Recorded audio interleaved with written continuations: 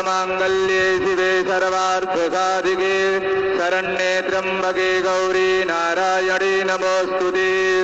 आचम्याम् ॐ केशवाय नमः, ॐ नारायणाय नमः, ॐ माधवाय नमः।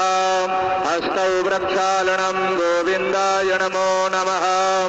ॐ यपवित्रः पवित्रो वा सर्वावस्थाङ्गतोऽपि वा यः स्मरेत् पुण्डरीकाक्षं स वा याभ्यन्तरः सुधि। ॐ पुण्डरीकाक्ष पुनादो पुण्डरीकाक्ष पुनादो पुनादु पुण्डरीकाक्षः।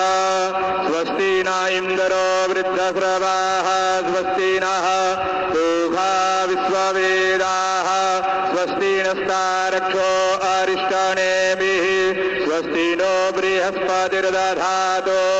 द्यौः शान्तिरन्तरिक्षगो शान्तिः, पृथिवी शान्तिरापः शान्तिरोगदयः, शान्तिः वनस्पतयः शान्तिर्विश्वे देवाः, शान्ति ब्रह्म शान्तिः, सर्वज्ञो शान्तिः, शान्तिरेव शान्तिः, सामा शान्तिरेधिजतो यतः समीहसे ततो नो अभयं कुरु। सन्नः कुरु प्रजाभ्यो भयं नः, पशुभ्यः सुशान्तिर्भवतु।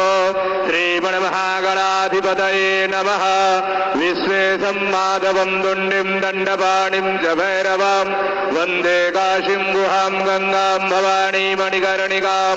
वक्रतुण्डमहाकाय सूर्यकोटिसमप्रभा, निर्विघ्नं कुरु मे देव सर्वकार्येषु सर्वदा। विनायकं गुरुं भानुर्ब्रह्म विष्णुर्महेश्वरान्, सरस्वती प्रणम्यादौ सर्वकामार्थसिद्धये धर्मकामार्थसिद्धये सिद्धिबुद्धिसहिताय स्वस्ति श्रीमन्महागणाधिपतये नमः। संकल्पः